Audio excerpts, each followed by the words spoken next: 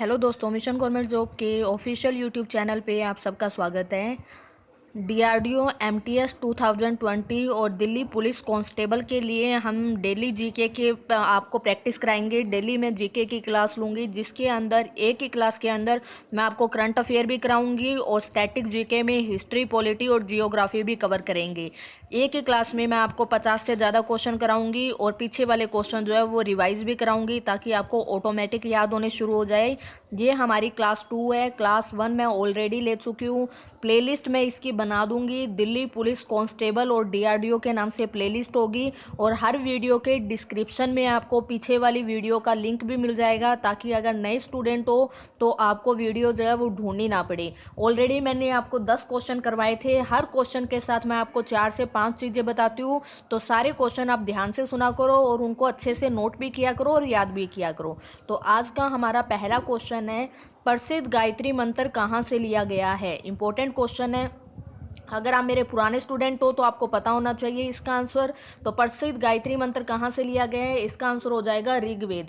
अब अगर पेपर में ये आता है, अगर एक क्वेश्चन के साथ सिर्फ एक ही क्वेश्चन याद करोगे तो पेपर बिल्कुल भी क्लियर नहीं होगा। आपका टारगेट ये होना चाहिए मैक्सिमम क्वेश्चन आप लिंक कर पाओ। तो यहाँ से पहला क्वेश्चन आपको लिंक क्या करना है, पहला क्वेश्चन ये लिंक होगा कि वेदों की संख्या कितनी होती है। वेदों की संख्या कितनी होती है, 4 होती है। चारों के नाम पता होने चाहिए, ऋग्वेद, यजुर्वेद, अथर्ववेद और सामवेद। आगे समझ में। उसके बाद अगर पूछे सबसे प्राचीन वेद कौन सा है, तो सबसे प्राचीन वेद कौन सा है, ऋग्वेद। क्वेश्चन नंबर सेकंड आपको ये याद रखना है। तीसरा क्वेश्चन, गायत्री मंत्र का उल्लेख कौन से वेद में है, तो ऋग्वेद में है, ये आपको याद रखना है। और अगर पूछे संगीत का जनक कौन से वेद को माना जाता है, तो संगीत का जनक माना जाता है सामवेद को। इस क्वेश्चन के साथ मैंने आपको 4 क्वेश्चन बताए हैं। चारों क्वेश्चन आपको अच्छे से लर्न होने चाहिए।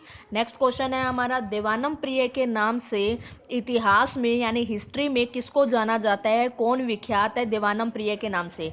तो देवानम प्रिय के नाम से जाना जाता है भी अशोक को, ये आपको याद रखना है, ठीक है। उसके बाद कल की वीडियो में मैंने आपको क्वेश्चन बताया था कि भारत का नेपोलियन किसे कहा जाता है, तो भारत का नेपोलियन कहा जाता है समुद्रगुप्त को। कल की वीडियो में हमने किया था। एक क्वेश्चन मैंने और भी बताया था, कौन सा मुगल बादशाह अनपढ़ है, तो कौन सा मुगल बादशाह अनपढ़ है, तो आंसर क्या आ जाएगा उसका, अकबर जो है वो अनपढ़ मुगल बादशाह है। तो हिस्ट्री के 3 क्वेश्चन यहाँ से हैं और ये क्वेश्चन तो मोस्ट इंपॉर्टेंट है, बहुत बार पेपर के अंदर पूछा गया है। नेक्स्ट क्वेश्चन है हमारे पास, भारत छोड़ो आंदोलन यानी कि क्विट इंडिया मूवमेंट जो है वो कब शुरू हुआ। सबको इसका आंसर पता होगा कि भारत छोड़ो आंदोलन कब शुरू हुआ था, 1942 में शुरू हुआ था भारत छोड़ो आंदोलन, ठीक है। अब यहाँ पे आपसे पूरी तारीख पूछी जाती है पेपर के अंदर, तो पूरी तारीख क्या होगी, आपने किताब में ये पढ़ा होगा 8 अगस्त 1942 को भारत छोड़ो आंदोलन शुरू हुआ। आपका आंसर भी बिल्कुल ठीक है, लेकिन कई बार क्या होता है, पीछे एक पेपर हुआ था उसमें 8 अगस्त जो था वो ऑप्शन भी नहीं था, ऑप्शन में 9 अगस्त था। इसलिए ये क्वेश्चन मैंने स्पेशली यहाँ पे लिया है, ये पेपर में आया हुआ क्वेश्चन है। आपने बस इतना ध्यान रखना है कि भारत छोड़ो आंदोलन जो है वो 1942 में शुरू हुआ था। अब जो इसकी एक्चुअल में जो डेट है वो है 8 अगस्त 1942, लेकिन अगर 8 अगस्त ऑप्शन में नहीं आता है तो आपने टिक क्या करना है, 9 अगस्त 1942। आगे समझ में। तो दोनों ही आपको याद रखनी है। कहाँ पे क्या पूछा गया था वो मैंने आपको बता दिया है कि ये क्वेश्चन पेपर में आया था, आपको ध्यान रखना है। नेक्स्ट क्वेश्चन है हमारा, दुधवा नेशनल पार्क भारत के किस राज्य में है। कल भी मैंने आपको काफ़ी सारे स्टेट्स की कैपिटल करवाई थी, आज भी हम स्टेट्स की कैपिटल भी करेंगे और साथ में अदर क्वेश्चन भी करेंगे। तो दुधवा नेशनल पार्क कहाँ पर है, दुधवा नेशनल पार्क है उत्तर प्रदेश के अंदर यानी कि यूपी के अंदर, ठीक है। और कल मैंने आपको कराया था डंडेली वन्य जीव अभ्यारण्य, कल का पहला क्वेश्चन यही था, डंडेली वन्य जीव अभ्यारण्य भारत के किस राज्य में है, तो डंडेली वन्य जीव अभ्यारण्य कहाँ पे था, कर्नाटक में था। 2 क्वेश्चन आपको याद हो जाएंगे यहाँ से। दुधवा नेशनल पार्क कहाँ पर है, यूपी में है। अब क्वेश्चन क्या याद रखना है आपको कि आज मैं वीडियो बना रही हूँ, आज तारीख है 25 जुलाई 2020। आपको पता है धारा 370 हटाने के बाद जम्मू कश्मीर को 2 यूनियन टेरिटरी में डिवाइड किया गया था, एक जम्मू कश्मीर और दूसरी कौन सी थी, लद्दाख, ठीक है। तो अब यूनियन टेरिटरी का मतलब होता है केंद्र शासित प्रदेश। तो पहले हमारे यहाँ पे स्टेट कितने थे, 29 थे, लेकिन वर्तमान में भारत में टोटल राज्य कितने हैं, 28 राज्य हैं। और हर राज्य की कैपिटल आपको पता होनी चाहिए। अब इन 28 राज्यों में एक सीक्वेंस तो आपको 100% याद होना चाहिए। अगर हम बात करें किसी भी चीज़ को अगर हमें छोटा या बड़ा बताना है तो या तो हम एरिया के हिसाब से बताएंगे या हम पॉपुलेशन के हिसाब से बताएंगे। अगर हम बात करें जनसंख्या के हिसाब से तो भारत का सबसे बड़ा राज्य कौन सा है? अकॉर्डिंग टू 2011 यानी 2011 की जनगणना के अनुसार जनसंख्या के हिसाब से भारत का सबसे बड़ा राज्य कौन सा है? तो आंसर क्या आ जाएगा? यूपी। और सबसे छोटा राज्य पूछे तो आंसर क्या आ जाएगा? सिक्किम। ये क्वेश्चन आपको याद रखना है। और अगर पूछे एरिया के हिसाब से भारत का सबसे बड़ा राज्य कौन सा है? तो सबको पता है सबसे बड़ा राज्य कौन सा है? राजस्थान है। और एरिया के हिसाब से सबसे छोटा कौन सा है? तो गोवा है। 4 क्वेश्चन ये बता दिए मैंने आपको। उसके बाद दुधवा नेशनल पार्क कहाँ पर है? उत्तर प्रदेश में है। डंडेली वन्यजीव अभ्यारण्य कहाँ पर है? कर्नाटक में है। अब सबकी हम कैपिटल कर लेते हैं। मध्य प्रदेश की कैपिटल क्या है? भी भोपाल है। उत्तर प्रदेश की कैपिटल क्या है? उत्तर प्रदेश की कैपिटल है लखनऊ। कर्नाटक की कैपिटल क्या है? भी बेंगलुरु है। बेंगलुरु में किसका हेडक्वार्टर है? इसरो का। इसरो की फुल फॉर्म क्या होती है? Indian Space Research Organisation. ISRO की स्थापना कब हुई थी? 1969 में। इसरो की स्थापना की किसने थी? विक्रम साराभाई ने। आगे समझ में? वीडियो पूरी देखना। अगर आपको अच्छी लगे तो वीडियो को लाइक ज़रूर करना। वीडियो के एंड में 10 क्वेश्चन करंट अफेयर के भी होंगे क्योंकि पेपर में करंट अफेयर का वेटेज बहुत ज़्यादा होने लगा। अब साइंस और जो जियोग्राफी है इनसे क्वेश्चन बहुत कम बनते हैं, फिर भी हमें कवर तो सारा कुछ करना है। अगर 50 नंबर की जीके आती है तो 25 नंबर का करंट अफेयर और 25 नंबर की बाकी चीज़ें पूछी जाती है, तो दोनों की बराबर इंपॉर्टेंस है। तो दोनों चीज़ें मैं आपको कवर कराऊंगी। करंट अफेयर भी आपको कवर करनी है और स्टैटिक जीके भी आपको कवर करनी है। ओके। और हरियाणा की कैपिटल क्या है? भी हरियाणा की कैपिटल है चंडीगढ़। और चंडीगढ़ जो है वो पंजाब की भी कैपिटल है। हरियाणा और पंजाब दोनों की कैपिटल है चंडीगढ़। और चंडीगढ़ हमारा यूनियन टेरिटरी भी है, यानी कि हमारा केंद्र शासित प्रदेश भी है। अब कल भी मैंने चंडीगढ़ से क्वेश्चन आपको बताया था। अगर आपने वीडियो ध्यान से सुनी है तो मुझे नीचे कमेंट करके बताओगे चंडीगढ़ के वास्तुकार कौन है। कल मैंने आपको करवाया था, जल्दी से नीचे कमेंट करो। नेक्स्ट क्वेश्चन है इंडसइंड बैंक का हेडक्वार्टर कहाँ पर है? तो इंडसइंड बैंक का हेडक्वार्टर है भी मुंबई के अंदर। ओके, वन लाइनर आपको याद रखना है। मुंबई किसकी कैपिटल है? महाराष्ट्र की कैपिटल है। नेक्स्ट क्वेश्चन है एयरपोर्ट अथॉरिटी ऑफ इंडिया का हेडक्वार्टर कहाँ पर है? एयरपोर्ट अथॉरिटी ऑफ इंडिया का हेडक्वार्टर है भारत की राजधानी नई दिल्ली के अंदर। ओके। अब दिल्ली कौन सी नदी के किनारे हैं? तो दिल्ली यमुना नदी के किनारे हैं, ये आपको याद रखना है। और कौन सा शहर यमुना नदी के किनारे हैं? तो यूपी में जो आगरा है वो भी यमुना नदी के किनारे हैं। तो दिल्ली और आगरा दोनों यमुना नदी के किनारे हैं, ये आपको याद रखना है। यमुना नदी किसकी सबसे बड़ी सहायक नदी है? तो गंगा नदी की सबसे बड़ी सहायक नदी है। भारत की सबसे लंबी नदी कौन सी है? भी गंगा नदी है, ये आपको याद रखना है। सबसे चौड़ी नदी कौन सी है? तो आंसर क्या आएगा इसका? ब्रह्मपुत्र। ओके, भारत की सबसे लंबी है गंगा नदी, भारत की सबसे चौड़ी नदी है ब्रह्मपुत्र। गंगा नदी की सबसे बड़ी सहायक नदी कौन सी है? यमुना नदी। और यमुना नदी के किनारे 2 शहर बसे हुए हैं, दिल्ली और आगरा। ओके।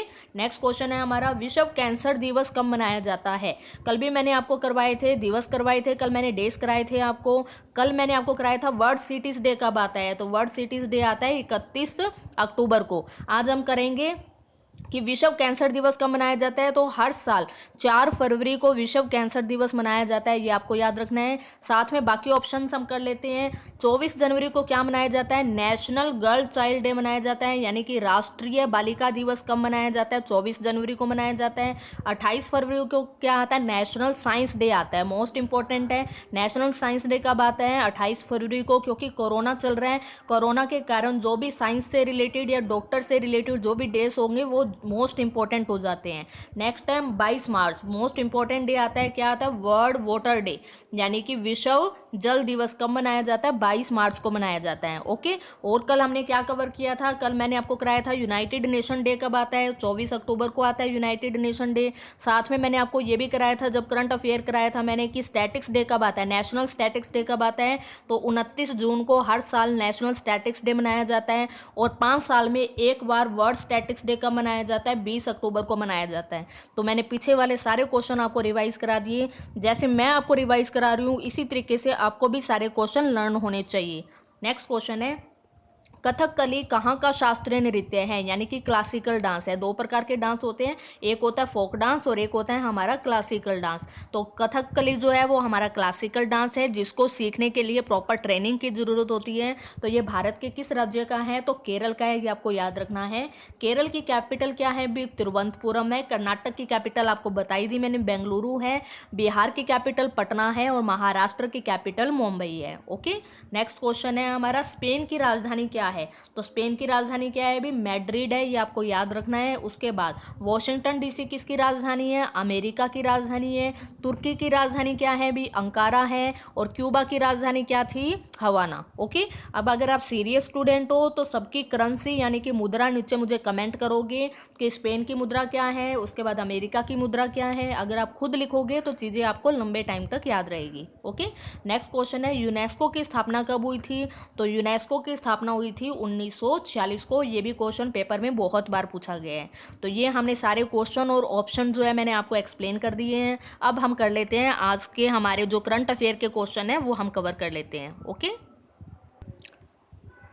हाँ जी, ये हैं हमारे करंट अफेयर के क्वेश्चन। कल मैंने 10 करंट अफेयर के क्वेश्चन आपको ऑलरेडी करवा दिए थे। आज है हमारा 11th करंट अफेयर का क्वेश्चन है, हाल ही में किस यूटी में देश का पहला प्लाज्मा बैंक बनाया जाएगा। ये जो करंट अफेयर है ये जुलाई के करंट अफेयर है, आपको ध्यान रखनी है। आपके पेपर में जिस भी तारीख को आपका पेपर होगा, आपको उससे पीछे के 6 महीने के करंट अफेयर कम से कम आपको याद होनी चाहिए। करंट अफेयर बहुत ज़्यादा इंपॉर्टेंट होती है, सारी चीज़ें करंट अफेयर से लिंक करके ही पूछी जाती है। तो किस यूनियन टेरिटरी में देश का पहला प्लाज्मा बैंक बनाया जाएगा, तो आंसर क्या हो जाएगा इसका, दिल्ली। दिल्ली में देश का पहला प्लाज्मा बैंक ओपन होगा। ये किसके लिए है, ये कोरोना वायरस के कारण है। आपको ये ध्यान रखना है, वन लाइनर क्वेश्चन है, वन लाइनर ही आपको याद रखना पड़ेगा। किस यूटी में देश का पहला प्लाज्मा बैंक बनाया जाएगा, आंसर क्या हो जाएगा, दिल्ली। और भी किसी भी चैनल से आप अगर आप करंट अफेयर पढ़ने की हैबिट बना लेते हो तो आपकी जीके ऑलरेडी इम्प्रूव होना शुरू हो जाएगी। चाहे आप किसी भी चैनल से पढ़िए, शाम को यहाँ आके रिवाइज कर लीजिए, सुबह किसी भी चैनल से आप वीडियो सुन सकते हो करंट अफेयर की, क्योंकि करंट अफेयर तो याद करना बहुत ज़्यादा ज़रूरी है आपको एग्ज़ाम क्रैक करने के लिए, चाहे वो एसएससी हो, चाहे बैंकिंग हो, या फिर कोई भी एग्ज़ाम हो। नेक्स्ट क्वेश्चन है, मोस्ट इंपॉर्टेंट है, हाल ही में मलावी के नए राष्ट्रपति कौन बने हैं। मलावी क्या है, कई लोगों ने तो नाम ही नहीं सुना होगा। जो बच्चे पहली बार जीके कर रहे हैं उन्होंने कभी सुना ही नहीं होगा। मलावी एक देश का नाम है। मलावी के नए राष्ट्रपति कौन बने हैं, तो लाजरस मैकार्थी चकवेरा जो है वो मलावी के नए राष्ट्रपति बने हैं। नेक्स्ट है, आयरलैंड के नए प्रधानमंत्री कौन बने हैं, तो आयरलैंड के नए प्रधानमंत्री बने हैं माइकल मार्टिन। माइकल मार्टिन जो है वो आयरलैंड के नए पीएम बने हैं। हाल ही में यूनाइटेड नेशन, कल बताया था ना यूनाइटेड नेशन की दिवस कब मनाया जाता है, 24 अक्टूबर को।